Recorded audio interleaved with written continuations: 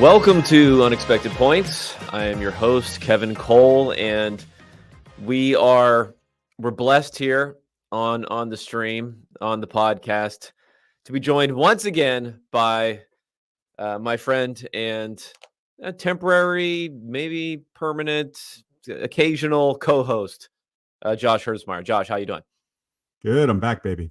I'm He sorry. is. I couldn't join you. I couldn't join you in those preseason quarterback extrapolation streets.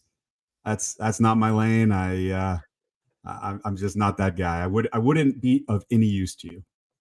Well, we might have to extrapolate a little bit, just talking about Drake Maye, just a little bit from this last weekend, since um, hopefully for your sake, because I know you're not on the Twitter as much as in the past.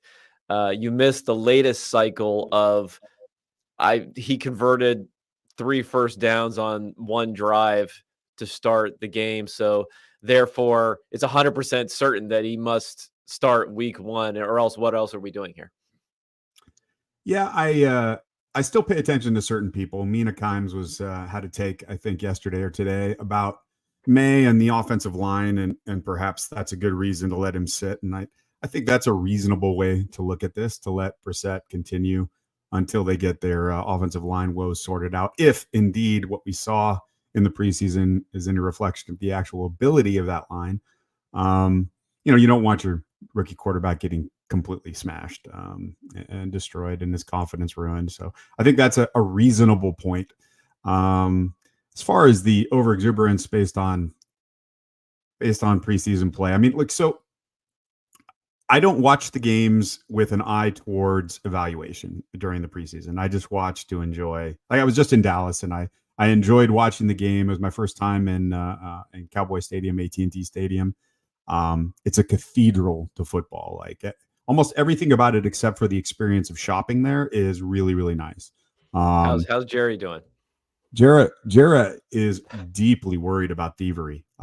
He does not trust us, and so the shopping experience there was god awful. I went to the main team store. They would not let us out. They would not let us in. It was just a struggle. So I was going to wear my hat, but now in protest, I'm not wearing a Cowboys hat due to that experience. Instead, I'm going full hair today. But anyway, I had a great time there. It's just a wonderful stadium, and I just go there to experience things and kind of, especially if there's new rules like the chain gang rule going electronic. Holy shit, buddy, that was a nightmare. They had the camera on the poor head ref, for I think 3 or 4 minutes while they trolled him with music. Like, it was enjoyable just as a spectacle. But as a new rule, I was like texting everyone I knew inside the league, this can't happen. You guys cannot let this happen. This is awful. People were like rolling their eyes, laughing. Anyway, so it was really great to see the NFL came out and said that they're going to go back to humans on that. But anyway, my point about what I'm giving back to roundabout is that the only people I watch or listen to when it comes to preseason quarterback evaluation is the only person is JT O'Sullivan. And he seems to think that Maye is fine, but he seems to think, that about a lot of guys, or he seems to have the same gripes about them in the preseason every year. For instance, last year he thought that CJ Stroud had happy feet and he was doing too many turn downs. In other words, he saw the play, he saw the guy open, but didn't make the throw for whatever reason. And it's kind of the same thing every year with this batch of guys because they're just not polished, right? This is their first experience in the NFL. They all kind of show these same kind of flaws. And then it doesn't really help you separate the wheat from the chaff. And anyway, I'm going on about this, but I think Bill Belichick agrees with me. He said there's not much to be made from preseason football. And he mainly blamed it on the looks, I think. He thinks there's more signal in the camp play. And I think that has to be true. Well, I have the clip here from Belichick, so I wanted to play this, but I mean, you kind of jumped through a lot of different topics here, a lot of different things going on here. So maybe we'll rewind a little bit before we get into what Bill's saying, and in his new media role, which we'll see how that goes. And let's talk quickly chain gang sort of thing here. So I had not been paying that much attention to it because I felt like the discussion over electronic versus ball placement, which you could review with camera angles, which of course in a pile is a little bit difficult to see, was a bit overhyped. It was like fodder for people who enragement bait. I would call it during games to just be like, oh, why can't we do this? We got it's a $20 billion, industry. It's probably not, but something like that. And why can't we do this sort of thing? And I think like there is an equivalent thing in soccer where whether the ball is going over the goal line or not, and that one's pretty good. Um, I think to have an automatic thing because the camera angles are not good for some reason on the goal line, and it's like so hugely important each one of these ones whether they go in or not. And a couple inches here, a couple inches there, when the knee goes down, all this sort of stuff. I don't know. It doesn't seem like it was actually the most conducive to doing electronically because you have something like when a body part goes down that you have to coordinate with where exactly the ball is at that point in time. I guess for me it was more of a marginal difference, but it sounds like you're saying the NFL isn't going forward with this. I haven't even been tracking it. So is your take similar to mine, or do you think there was actual value in trying to implement this? No, I don't think there was. Well, I'll put it this way: if it was going to work, it would have to be better and faster than what we had before, right? It had to be both. It couldn't be better and slower. That's not going to work. And I don't even know if it was better. I don't think it was. I mean, it was basically giving us the same information that the chain gang would have given you, except after 4 minutes. Like, it was wild. And I think that delay was what killed it. But Maybe coming, goal line only, like questionable call, goal line only might have been a better idea for how to implement it because of the stakes. I mean, if you're going to do review, why not just have human review? I don't understand. Well, I guess Um, I mean the complaint would be that number one, you shouldn't have to like review a bunch of stuff that was obviously wrong in the first place. I mean, I don't know if I care about that as much. And then the second thing would be more of like if some dude is stuck in the middle of the pile that you literally can't see anything, so you just go with the call in the field because you can't make a determination either way. Again, I think these are overhyped problems that we're talking about here, and not you know inconsequential versus the many random variance things that happen during the game. But I assume that would be the point from people. but I mean, we need to talk about what the technology actually is. These aren't chips in the ball they're using. I believe it's computer vision. So if you can't see the ball, then the thing can't do its work anyway. Um, so I mean, I Again, don't I know. haven't really been paying attention. I was I was assuming Yeah, it was chips in the ball or something. yeah. No, I am pretty sure this is like what they do in soccer with ball tracking and computer vision. So But yeah, yeah, no, I don't. I don't think this it really solves sounds that bad. problem. This sounds like someone sold the NFL on some. They put AI in front of their company name, and they're like, "Hey, give us some money, and we'll figure this out for you." And it's kind of bullshit. Well, the reason why it couldn't be ball chip data is because ball chip data sucks. And I know this because I did a study with it. And so if you look at where a ball is placed after a kickoff, right, on a touchback, you know for certain where that ball should be, right? You know where it's been placed. And the error, the mean absolute error on that was, I think, 3 yards.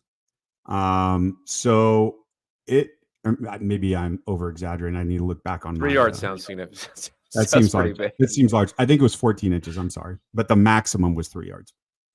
So the mean absolute error was 14 inches, and that has to be an order of magnitude worse than what we're currently got with the humans. And not only was that bad, like lateral, like the yard line measurement, but when you look from sideline to sideline, I mean the north south, but when you look sideline to sideline, east to west, it was equally bad. So like there were, I think, 30% of the placements where the ball was supposedly, according to the GPS chips, were impossible because it can't be placed outside of the hashes. And yet it was reporting a position outside the hashes after a touchback. So yeah, really, really, really bad. So those chips just aren't good at telling you where they are. I think they put a filter on it, like a common filter on it. So kind of like what they do with rocket chips. They extrapolate from one position to the next. So when it's moving, you have multiple data points. I think you can get a pretty good idea where the ball is. But absent that, when just a single location, the error is quite large.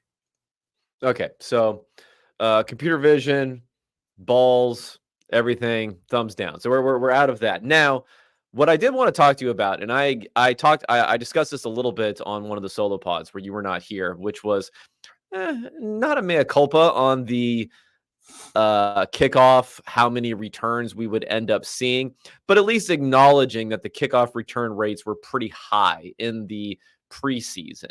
In the And preseason? Wait, you took an L on the preseason? no L. I said a partial. So it's a little bit higher. One thing that I perhaps did not fully appreciate was the fact that by making it kick from the 35 rather than the 30, there was some element of that eliminated the ability to just kick it into the end zone regularly. So would it would allow you to get touchbacks by just kicking it into the end zone more often. But these kickers were pretty good at getting it between the 5 and 10. I mean, probably 5 and 0, and the goal line. So the kick returns were pretty bad. Like they were not taking it out nearly as far as getting out to the 30. And that was another reason why, the 30 was another thought saying, well, if they're going to place it at the 30 rather than at the 40, then they'll just kick it in the end zone and not really care about it. And the other thing I acknowledge, which I didn't quite predict, was these guys are kind of leaving early on the coverage team almost all the time before the ball is being caught, and they weren't getting whistled for it that often, which I believe is a little bit different than the XFL. I think the XFL was more stringent about that sort of thing. Maybe they will be in the NFL. So I acknowledge those factors, which could lead to a higher return rate. Another thing from Belichick, he kind of said that he thought that there's going to be a lot more touchbacks during the regular season, which makes sense because conservatism will come more into play during the regular season. What's your feeling on it so far? Are you not willing to concede anything, or do you think there's maybe a little bit of a higher chance that the returns are, I don't know, in the 50%, 60% sort of range than we thought was possible? I don't think paying attention to the preseason is valid at all. I will start to look at this maybe around week 6, week 7, and then I'll do a little analysis and see where we're at. But again, my take at the very beginning how about week 4? How about week 4? That sounds good. Come on, you can do week 4. No, and so because that's when I did my study last year, and I found that people were giving up tons of points, expected points, by not just kicking it into the end zone. That they continued to kick off to the other team, and they were bleeding expected points on a game by game basis, and that kind of shored itself up by the end of the season. And we saw the end of last season, there were the fewest touchbacks we've had in decades. So I think that's what's going to happen again. I said that on our initial pod that I thought there would be chaos at the beginning, and Belichick seemed to say the same thing when he was on with Pat McAfee. Said that he thought that there was an gentleman's agreement between coaches in the preseason games to go ahead and field these punts and field these kickoffs, so that people could practice their coverages. Okay, let me figure out. Okay, so this is an article from 7 days ago, so we might be missing some stuff here. But it says 78% of kickoffs have been returned. It says 19% have ended in touchbacks. So I guess the rest of them went out of bounds or something like that. So let's say it was in that 75% sort of range for the preseason. Let's over under this. Let's get some. Let's put your name. Let's put your name behind something here. What if I put the over under? I'm gonna put the over under. I'll take the over on this, and you'll see. We'll see if you're willing to take the under on this. 40%. Will you take the under on 40%? Just so we have a stake in the ground. Last year it was what, 30? I don't know. Let me see. 29? 20, 23. I thought it was lower than that, but we'll see. 22% NFL average. 23%. So, well, return average. Oh, sorry, I'm looking at a different thing here. I think this is the yard line. Sorry, it's coming up. Okay, kick return rate. 22% last year. Lowest in 22%. 22%. So this would be 18% higher. 18% higher. Okay. You're saying it's good. Let's say 40% increase, relative to where it was. I'm trying to make it frame like it's even. I'm giving whatever framing I can give to make it sound high. $50, I'll take the under. Okay. All right. We got $50 on the table. Mark it, dude. Put it down. All right, we, we good. we got it. We got it I going bet. forward. I don't know if I even believe it, but I probably should have gone lower and negotiated my way back up. But I think 40% is pretty good, right? Because it's I going to be think. I higher, think. right? It's going. Well, the expectation going in, right, was well over 40%. They were the way they were touting this was it was going to be Yeah, I like think they said 60%, 50, 60% was their target.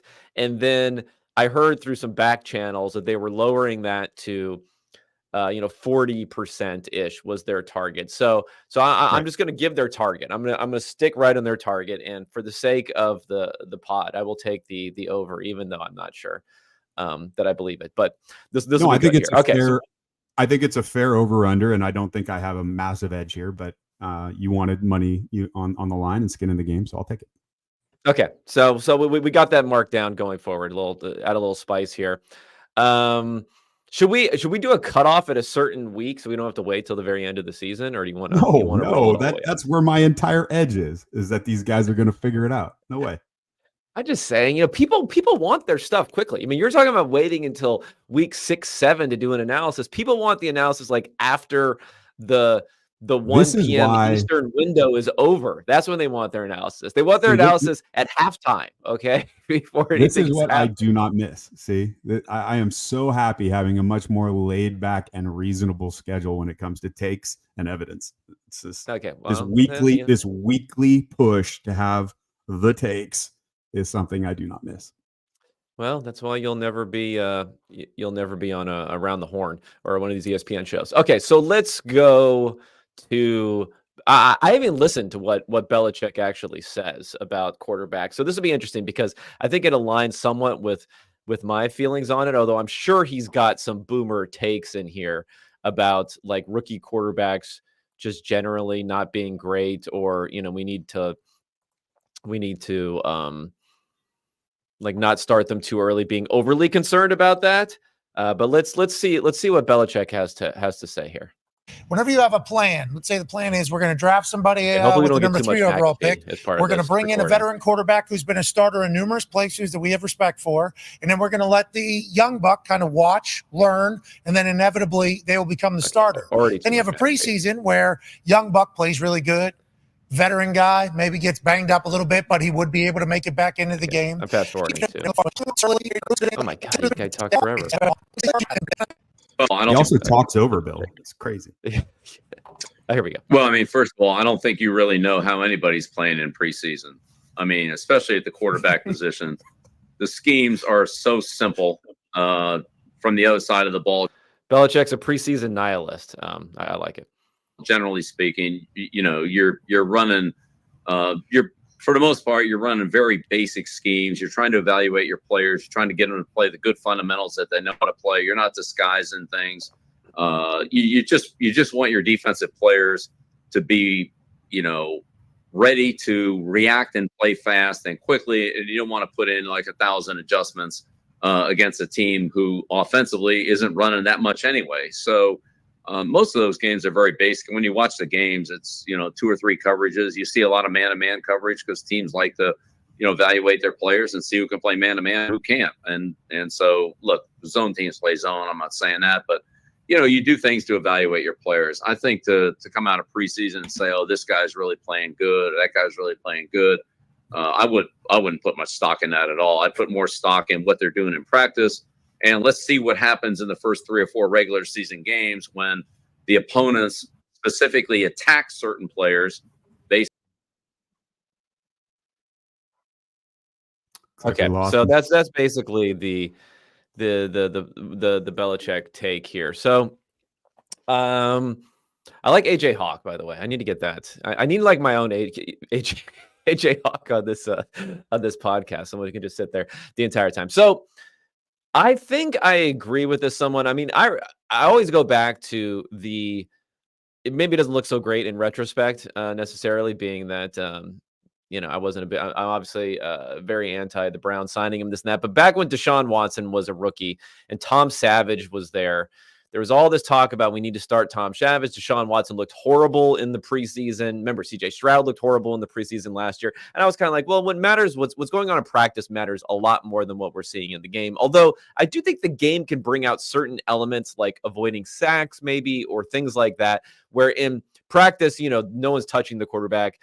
The quarterbacks aren't scrambling, things like that. So maybe you can get a little bit of that there. What do you think about Belichick's take here? And do you agree that we've learned essentially nothing about these quarterbacks this preseason, where all of them have performed pretty well relative to what we've seen in the past, all the rookie quarterbacks? Well, let's look at Bo Nix, right? So Bo Nix is a guy that my guy, JT O'Sullivan, has some pretty harsh critique of. And he says he's got happy feet, or at least he did in the first game of the preseason.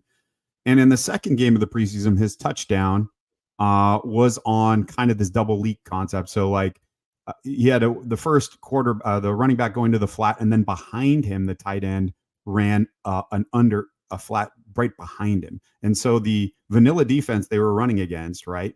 The linebacker on the right hand side took the running back out of the flat, and the tight end coming on the other side came in right behind him, and he threw a touchdown to him. It's a really nice play, right? It's a play you run in the regular season. And I think one of his overarching points about Bo Nix, who went 8 for 9 in that game, was that they were crafting a game plan that was for him, which is great, which is what you want. But you need to at least a little bit discount that when you're looking at that 8 for 9 with a touchdown and 90 yards, whatever he had, which is a great stat line. But it's not the same kind of stat line you'd have if this was a game where they were throwing vanilla stuff out of vanilla defense with vanilla plays, nothing structured to really help him or to make him look good.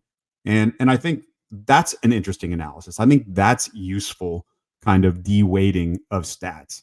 But again, I go back to this, even as good as JT O'Sullivan is, all he had to say about CJ Stroud last season was things along these lines, right? That he had happy feet, that he was turning down good reads. Now, CJ would actually make a deep out throw that looked like an NFL quarterback throw, right? We haven't seen much of anything like that from Bo Nix. I think he had one in-breaking route that was down the middle at the end of the last game he played, or maybe it was the second game.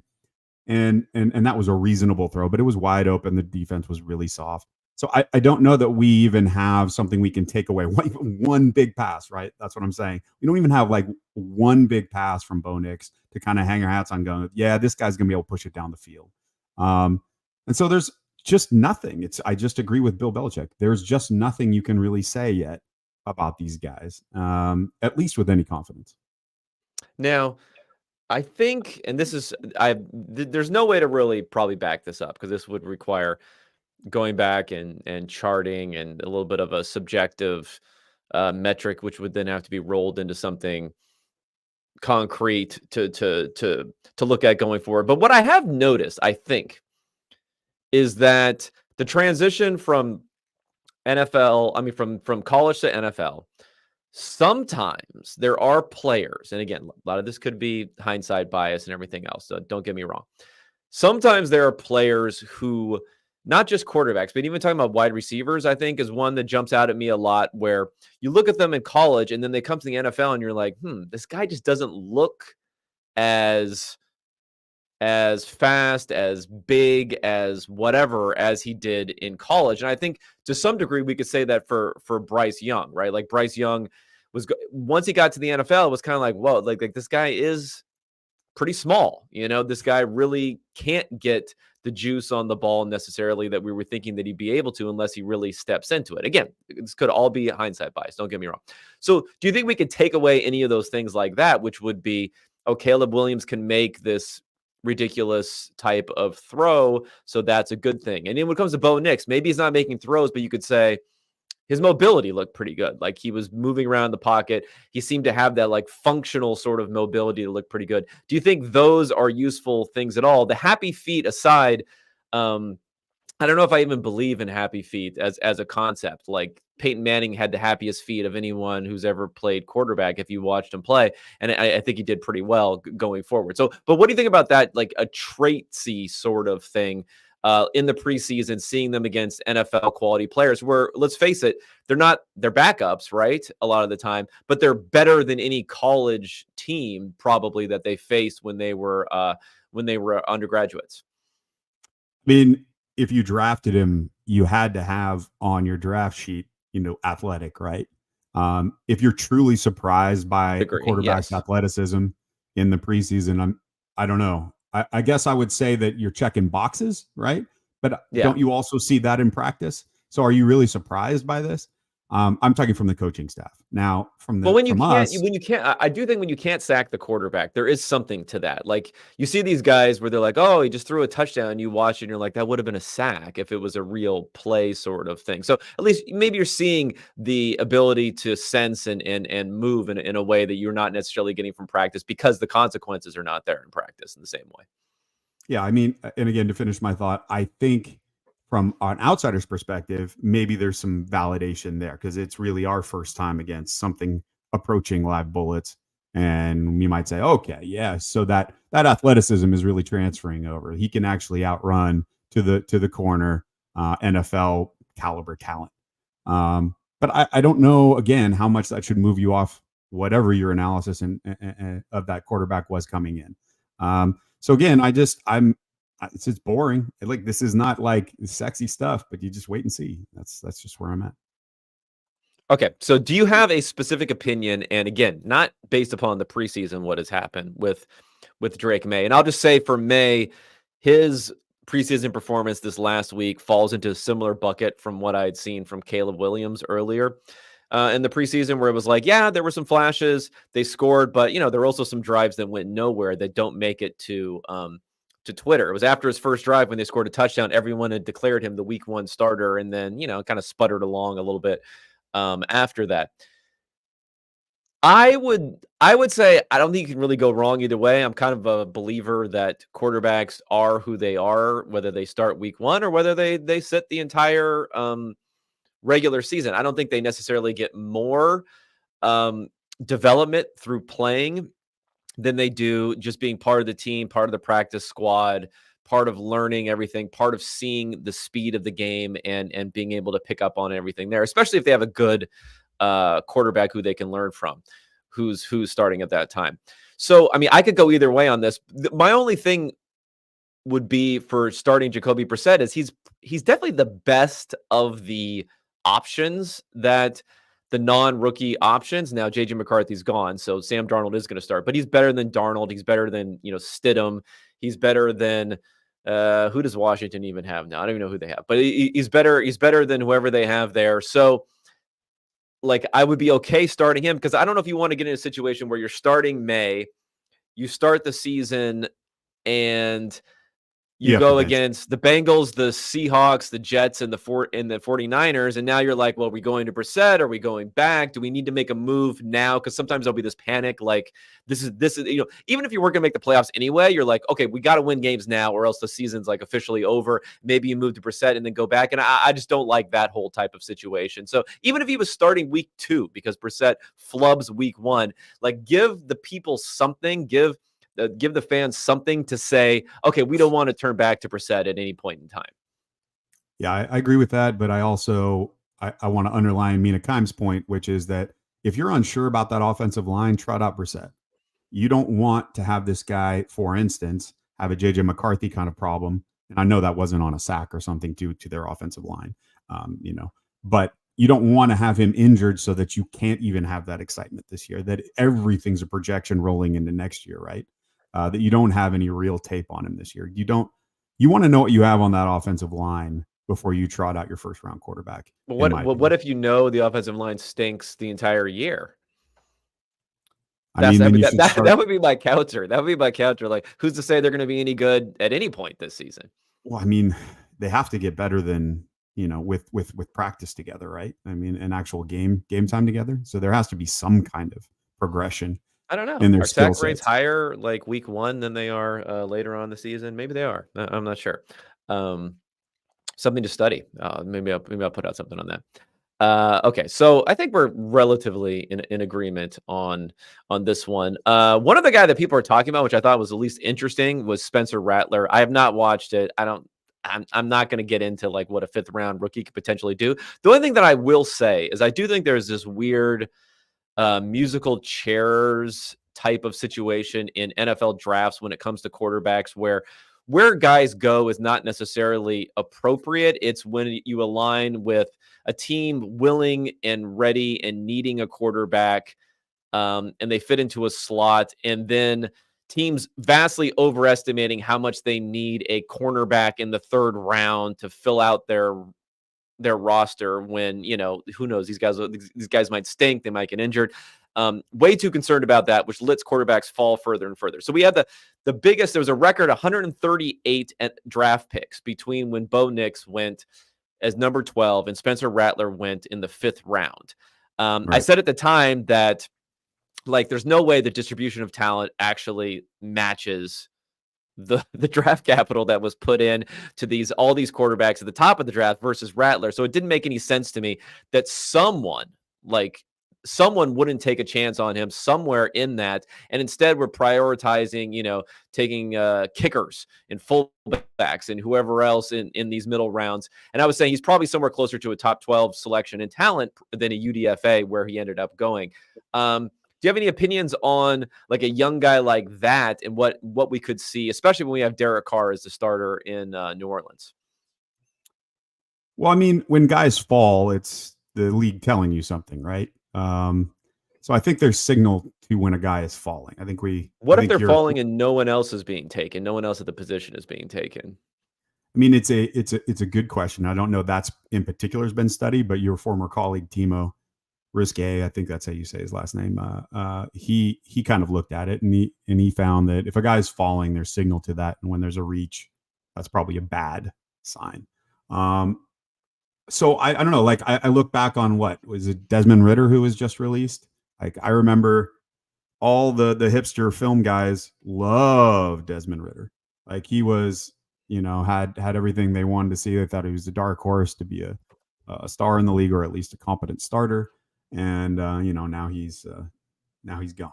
The Cardinals aren't even going to keep him as a 3rd quarterback, which is something I'd like to talk about later on in the pod about teams keeping 3 quarterbacks, especially this season.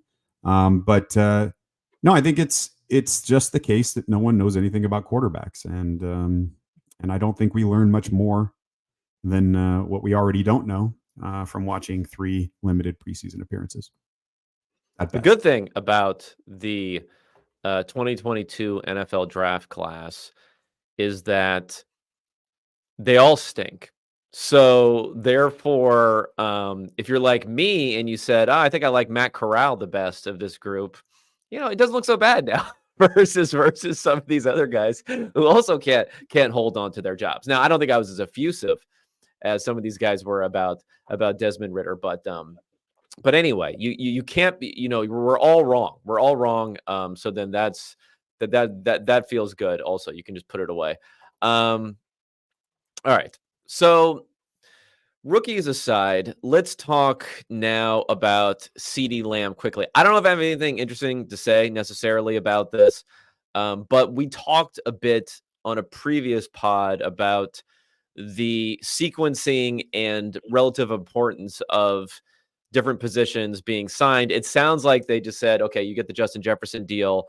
We'll discount it by a little bit. Everyone came to an agreement, and it ended up happening at this point in time. Cans are being kicked down the road, and we'll see what ends up happening in a couple of years where the cap crunch starts to come in. Do you have any thoughts on Ceedee Lamb's contract? Not so much on the contract. I mean, it's a premium position. He's a premium player at a premium position. Fun player. They have hype videos of him all. Like I said, I was just in Dallas, and I got pumped watching him. Good stuff. Like I can see why you want him on your team. I can see why he's a great player to have in your locker room. So I'm happy for him. I think it's probably the right choice. I don't know if it's the right number, but the market's the market, and you do what you have to do. And it is interesting though. The more that players like Ceedee Lamb start getting their money early, the more you see things like Trent Williams saying he's not going to report. You got Ayuk. Poor Niners. Well, not poor Niners. It's their own it's their own success that's doing this to them, and the fact that they have so many stars. But you know, they just keep getting it left and right. Every single player wants a new deal, and it appears they're going to have to give it to them if they're going to have their guys suit up. And so, so that's what I think is the more interesting kind of second order effect, is that when guys like Ceedee Lamb finally get their deal, it's going to open the way for Ayuk, and it's going to open the way for other wide receivers to try and get their bag, and perhaps before the season even starts. Now, I think this is something that is maybe a little bit underplayed when discussing this. First off, I've seen some takes of like, why didn't they just get this done the day after Justin Jefferson's contract if they were just going to discount a little bit from that contract? Well, I mean, I think like theoretically, yes, but sometimes you need a hard or soft deadline just to get something done, right? Both people will entrench themselves and end up meeting in the same space where they weren't willing to take. Both sides may not have been willing to take this deal months ago just because it has to get done now in order for him to be ready for the regular season. And I'm sure he wants to play too. He's not going to want to, you know, hold out and have his contract told and miss his checks and all that sort of stuff. The second thing though I'll say is, as part in certain positions, wide receiver may be the number one position in this regard. Going back to when Ceedee Lamb was drafted and they had Amari Cooper, and they had like depth at the position, theoretically at the position, and Ceedee Lamb fell to them and they took him.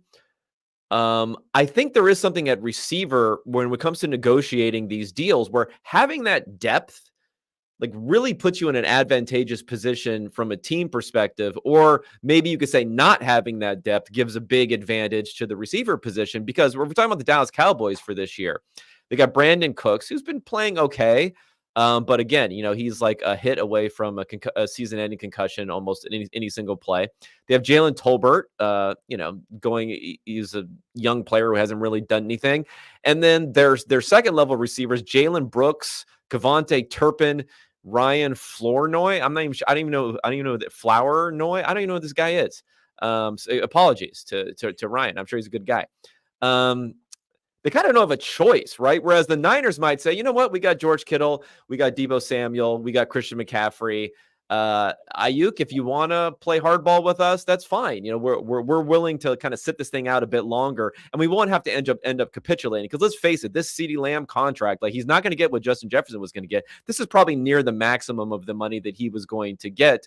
So the Cowboys didn't have the leverage to do anything else in this situation. When you say he, you mean Lamb or Ayuk?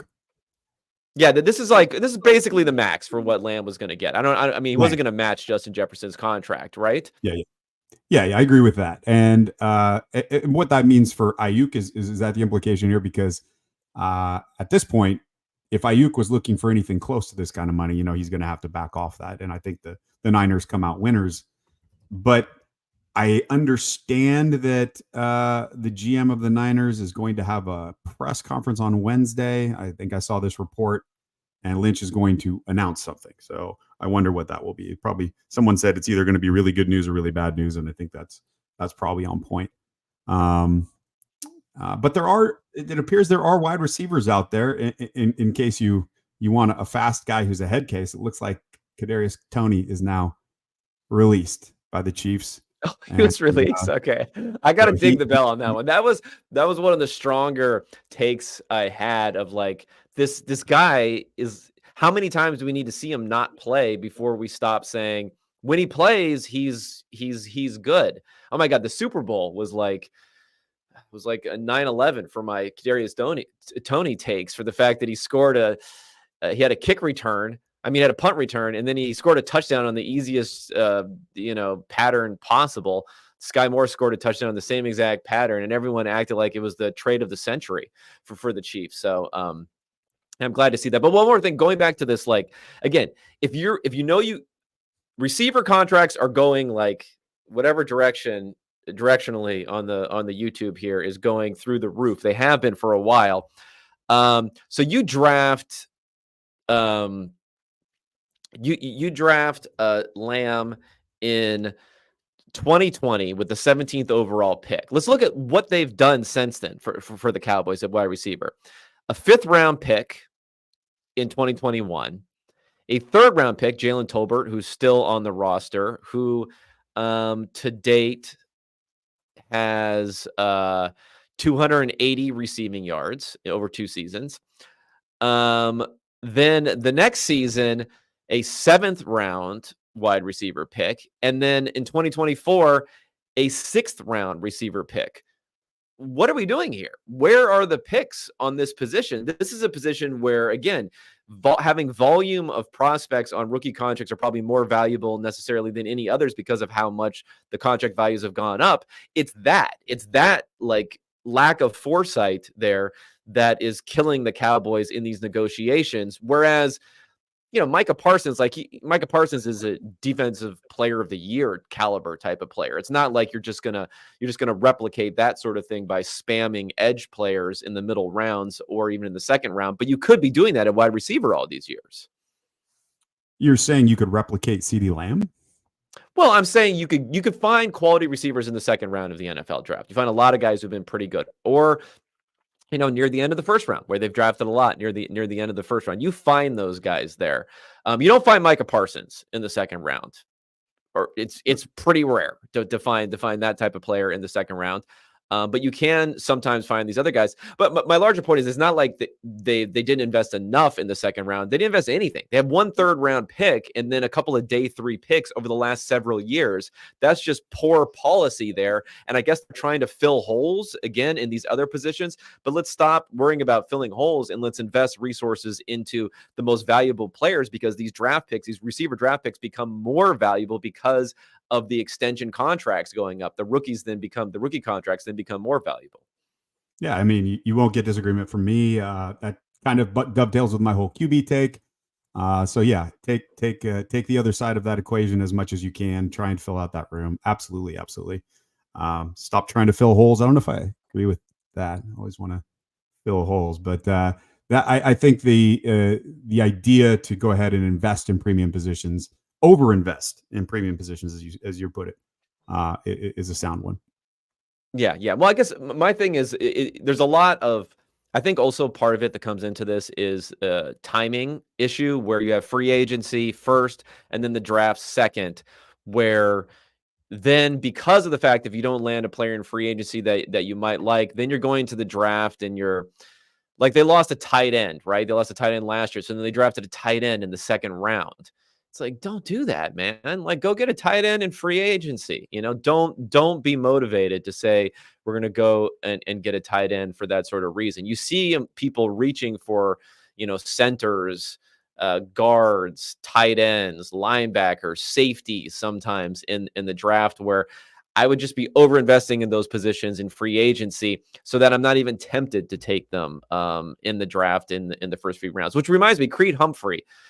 I've seen the classic football guy take of, I think he's making $18 million a year or something like that, which, today's NFL doesn't sound that bad.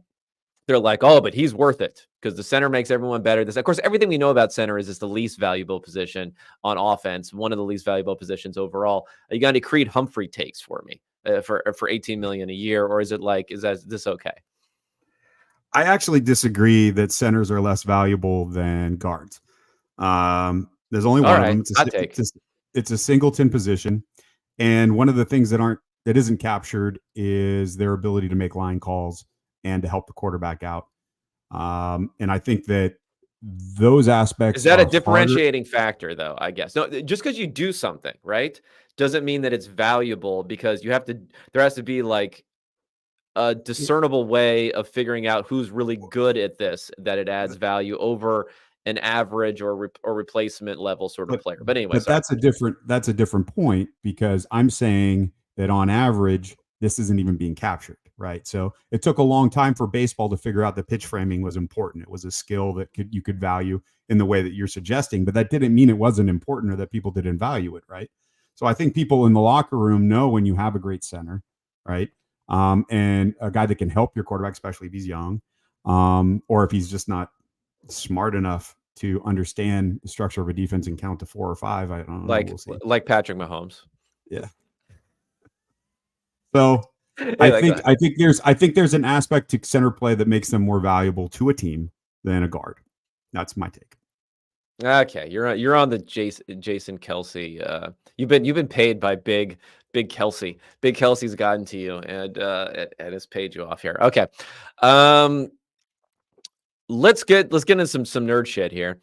Yeah, Uh, so do you want to talk about your what did you have for your nerd shit? Do you want to talk about your QB rule? I guess it's not super nerd shit, and then we can get into the bye week sort of stuff. sure.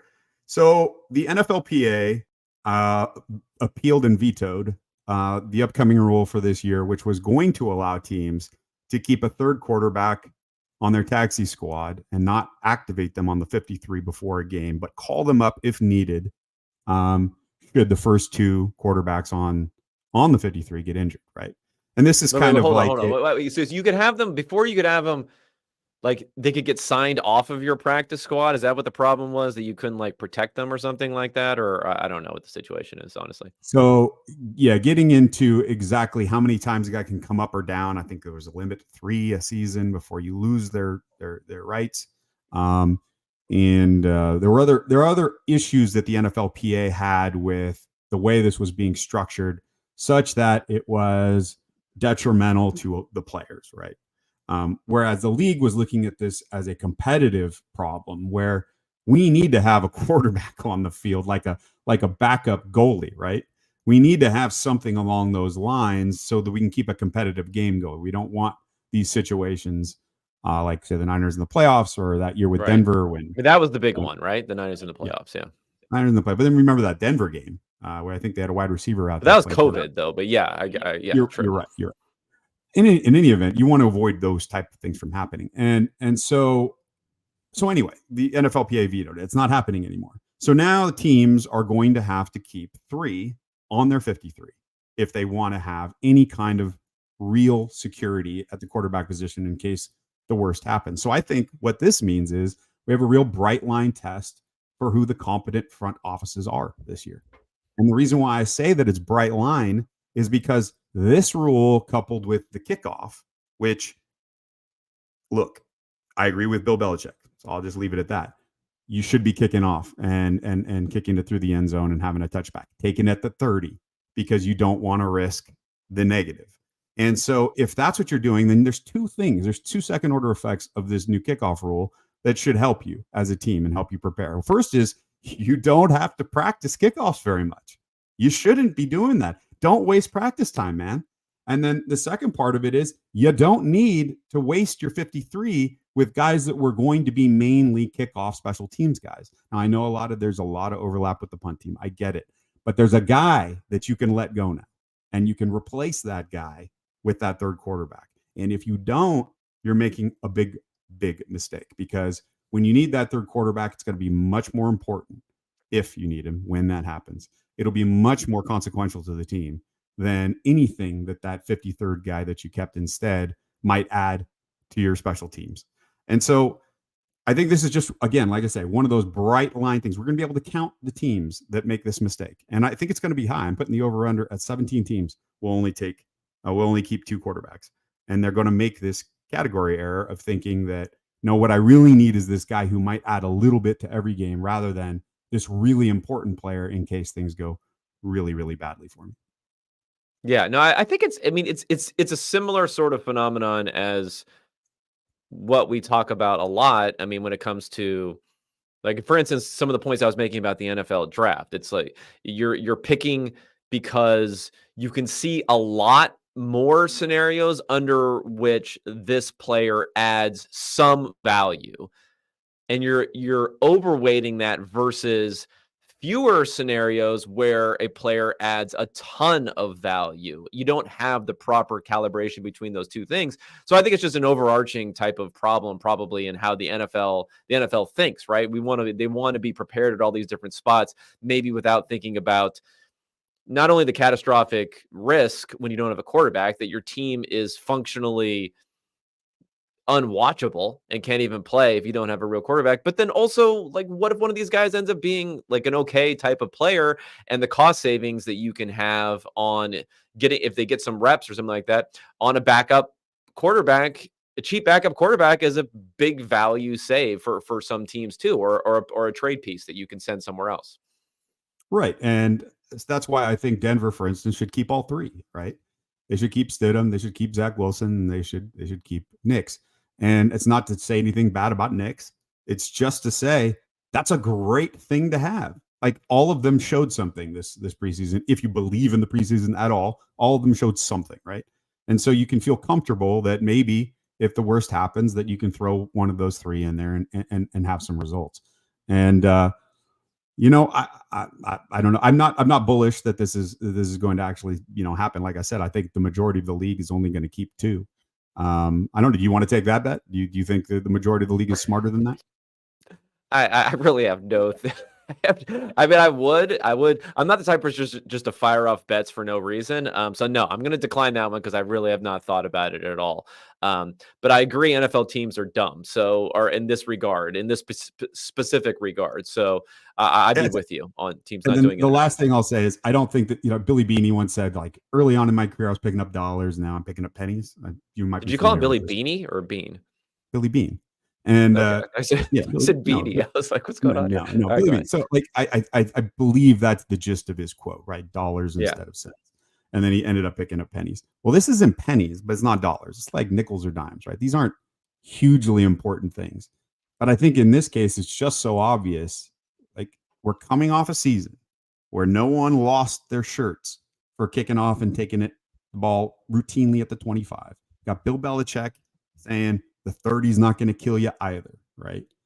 You got the structure of the rule, right? Saying that, look, you can boot this thing through the end zone every time with almost everybody on every team. This is not a hard thing to do.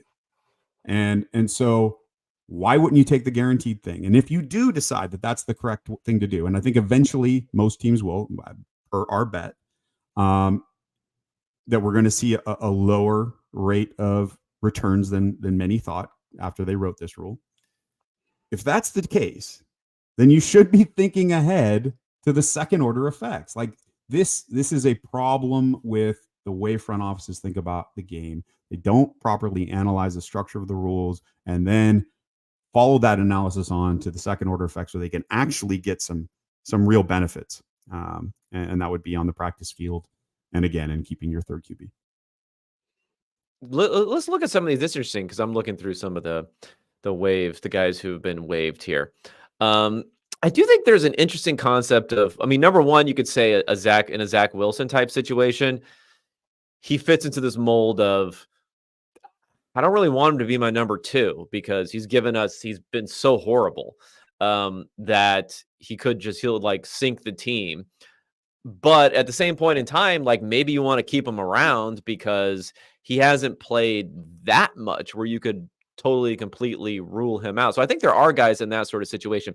I'm looking here. Who else has been released? We mentioned Desmond Ridder. I don't know. I'm not a big fan of Desmond Ridder, but maybe there's some chance that he can look do at something. New England. They just dumped Bailey Zappi. Why? Yeah. Why? That guy started games in the NFL for you. He's a perfect great quarterback controversy between Mac Jones and Bailey Zappi. Why? Because you want to keep the guy that can throw the ball 95 yards. Like, that's the choice you made. Like, I don't know. Maybe they'll keep him. Maybe he'll be. I'm interested in Malik Willis was traded for. I thought that was an interesting one. The Packers traded. Oh no, the Packers are releasing. They released like their third string quarterback. Was that the third or second string quarterback? I gotta look this up here. Who do the Packers have? Because they traded for Malik Willis. Like, I like that. This is the wrong time to do this analysis too, because these guys might get signed back on to the practice squad. Actually, he's gonna be the backup, so that's interesting because I don't know if Malik Willis actually can like have a functional passing game, but the dude's an athlete. I kind of like signing these guys who are just athletes, and then I think people underestimate the ability of teams just to completely pivot their offensive system and strategy to take advantage of a different type of quarterback. People was like, oh, you got to sign the same type. Whatever. These NFL players can figure it out. You can do a different system. Anyone else here who looks interesting? Nate Sudfeld. Oh, well, he's gone. So that's interesting that he's gone because Hendon Hooker, who was a third round pick for the Lions last year and then missed the first season. So he's going to be in there, but I would have been more interested in him. Oh, yeah. So anyway, there are some names. You're forgetting Sam Hartman. Sam Hartman, who has the best hair in all the league. That is a I don't know. That's gutting. The other gutting I mean, thing, and this you is try to what's sell that? the women's jerseys, you're trying to up your pink jersey count that you're selling in the store. Then I agree. That would be a good pickup. Maybe you can earn your money back on that. Okay, third quarterbacks. We'll see on that one. I'll track your 17 over under though. Do we have a week? Do we have a week? Oh yeah, we have to wait a couple days. We have to wait a couple days. But yeah. Okay, let's wait a couple days. Let's look for the 17. We'll come back on that one. No stakes though on that one. And lastly, let's talk about this another Lopez. These guys, they can't just like rest during and Tom Bliss over there. So both of the NFL guys, like just take your checks during the offseason and chill. But no, they're doing studies. So they got this bye week study here. You may have looked at this a little bit more than I have, although I've looked at a decent amount. Do you want to give a first run at summarizing it, and then I'll jump in if I have anything to add? Yeah, it's pretty simple. And you're right. They keep crushing it, but they're using the same framework they built out a year and a half, 2 years ago, and they're just reapplying it to new problems. So That's basically what I do. That's what I do with everything. That's how you. Well, That's I'm called saying efficiency. it's efficient use of resources. I respect the hell out of it. So anyway, again, it's the same model they used in the last time we talked about some of their research. They're applying. That was for travel stuff that we're figuring out, right? Yeah, correct. And now this one is for the bye week. They asked the question: does the bye week still confer an advantage to the team that rested, right? The team that didn't play, and they found that since 2011, I believe it is. Yeah, 2011, that there is no real advantage to having that bye week anymore. And they hypothesized that the reason why is the 2011 CBA. There was a structural change in the rules of the NFL. Again, a reason why I think these are really important to pay attention to, like this year, is that what they said was you could no longer do game prep with your team during the bye week. So they hypothesize that because of that change in the CBA, that the players actually get to go on vacation and go out to the lake or do whatever instead of being in the building and studying for 2 weeks for an opponent. Because that changed, there's no longer an advantage to having that bye week. I think that makes sense, right? Intuitively. It's funny that the betting markets didn't catch on to this for a long time. And I still think that there's kind of this idea floating around out there that people coming off a bye week should be given a little bit of a bump. So I think this is another good study, and well done, Bliss and Lopez. I think they continue to add to the robust knowledge base, right, that we rely on for understanding football. Okay, so a couple things here. One, yeah, so it basically goes away. What I thought was interesting about this is I assumed that the preparation aspect of it, because like coaches only have a finite amount of time to study and to game plan and do all that sort of stuff. So I thought the bye week would still be useful for that, and then they would be able to implement these things within the practice window, and it wouldn't have that big of an effect. So what we're really talking about here is like the broken link in the chain here, maybe from having extra time to the coaches preparing more to implementing it in practice to the results on the field. It's really that link between the coaches can come up with a lot more ideas and a lot better ideas still. They're not restricted from watching film and coming up and picking out little advantages that they could possibly implement. It's really the link between implementing it with the team and practice with the team that seems to be the most important link. So I think that is interesting. Yeah, no, you have to be able to teach it and communicate it, right? Otherwise, all your grand theories don't amount to much. The other interesting thing is that rest doesn't appear to be the factor here at all, right? If out on the lake, I mean, if your guys are out on the lake, they're truly relaxed, and that does not appear to have helped with player performance at all. Well, it's also not good if they're on a boat in Miami, as we saw with the Odell Beckham back in the day. So you want to be relaxed, but maybe not in certain situations are a little bit better than others. Now, one other thing they mentioned here is that it hasn't affected the CBA change has not affected the postseason, where the win percentage and the point differential have both gone up. But in recent years, there is a little bit of a bias towards moving that up because only one team is getting a bye. So theoretically, that team will be better than a combination of the first and second team. But still, we're talking. It was still the case over a number of years. So you kind of have A/B testing a little bit on this that you're able to do, because I was wondering how much of it maybe was some evolution in teams that don't have the bye being able to prep and recover better over time, and more recently they've been able to do that better, and that explains it. But it seems like when we have our A/B test here and we look at the playoffs, that there hasn't been any sort of improvement for the non-bye team that would explain that would lend towards the theory that it's more than just the practice thing. It's like teams just naturally getting better and a non-stationarity sort of getting better over time. I have nothing to add. There you go. And for those or just listening to the podcast, we got a good, very, very, very weighty, I would say, head nod there from Hermsmeyer on that particular one. So that's all I can ask for. Anything else you're looking for over this next week that you're thinking about, you're postulating, you've seen going on that you want to talk about here before we turn to maybe getting a question or two off here? No, I think that was I had 3 weeks to come up with something sort of interesting to say, and I think I gave it to you. That's all I got, man. And that's okay. Well, let's see if you have any answers for these questions. This is a good one. I like Blue Echo Stream here says O-lines get better, but D-lines don't.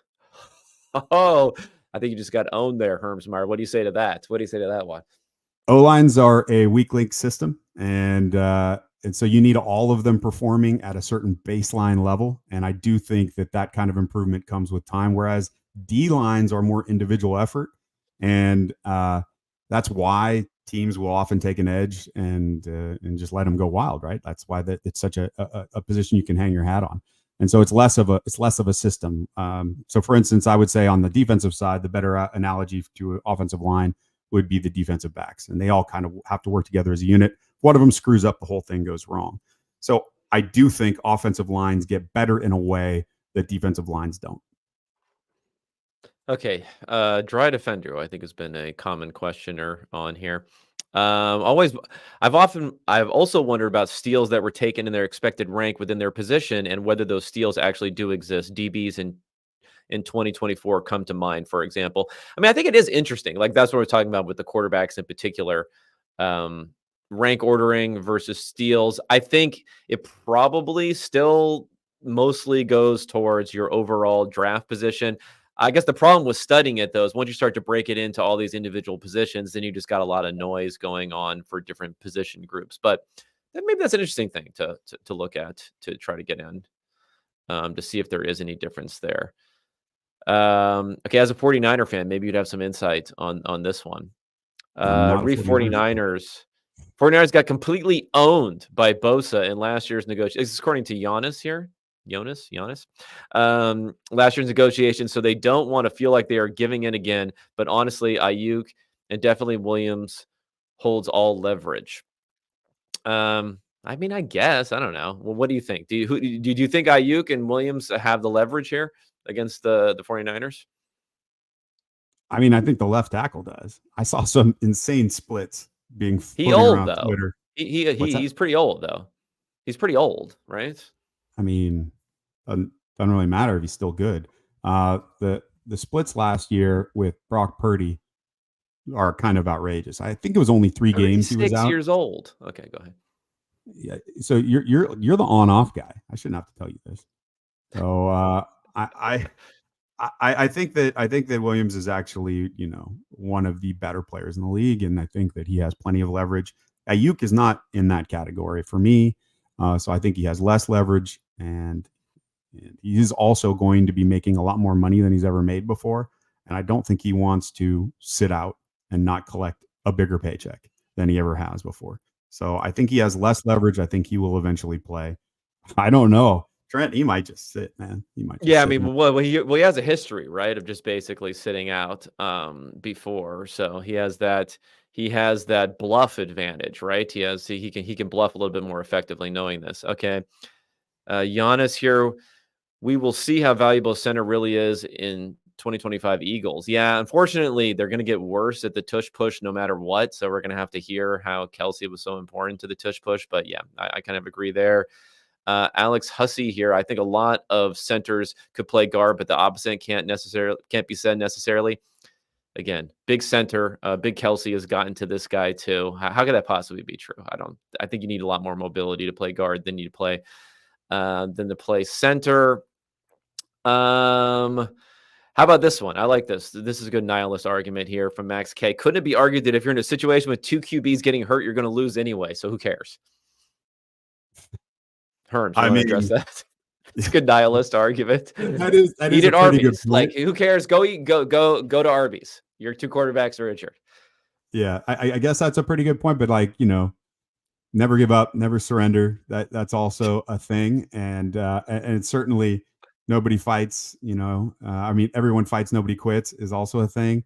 So I also think there are instances in the NFL. I believe it was San Francisco who got to their third quarterback at the time, Elvis Grbac, and won a bunch of games.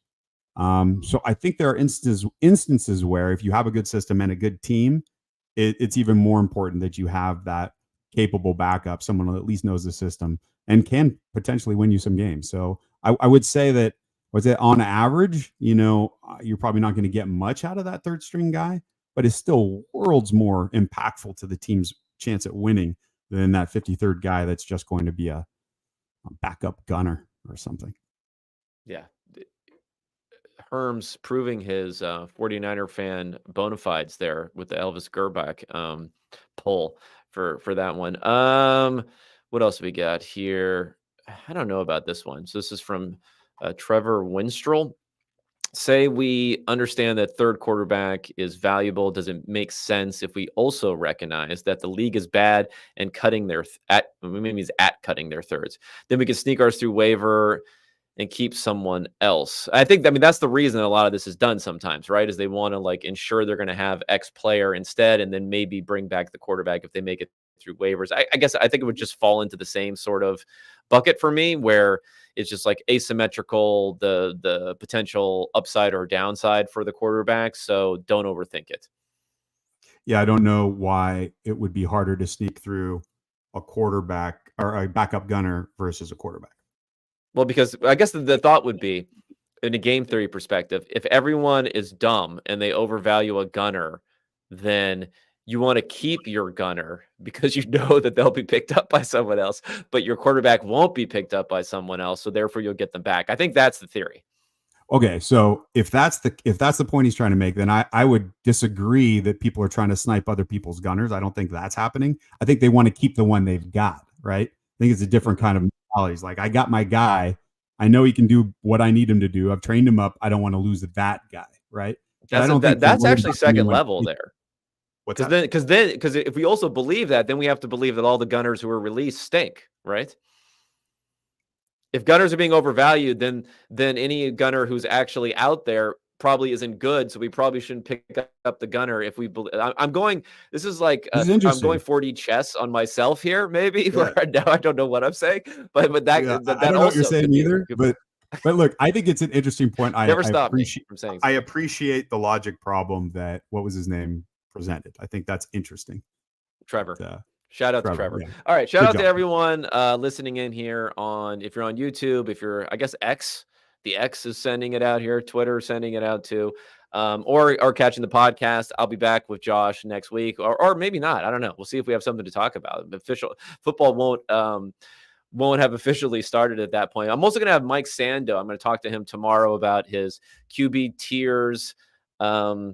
I think there's some good stuff to get from there, at least from sentiment wise. And we'll talk about some of the biases that may come into play there and some of the ways where it's maybe better than some of the media and film hipster rankings that we see out there. Subscribe, go to unexpectedpoints.com, go to Air Yards. Is it airyards.com or airyards.substack.com? Both work. Okay, go air yards. Herms will have his stuff coming up here for the regular season. Until then, I'll be talking to all you guys later this week with Mike Sando. Thanks so much.